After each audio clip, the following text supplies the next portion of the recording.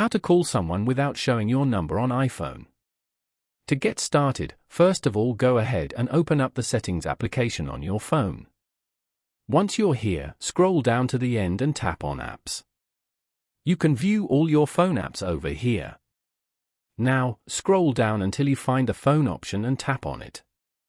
This section allows you to manage various call-related features, such as call forwarding, call waiting, and your caller ID preferences.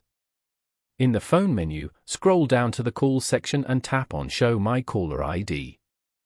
You will now be taken to the Show My Caller ID page. Here, you will find a toggle switch for the Show My Caller ID feature. Simply tap on the toggle switch to turn it off. Now, all calls you make will appear as no caller ID or unknown to the recipient. Following these steps, you can easily call someone without showing your number on an iPhone.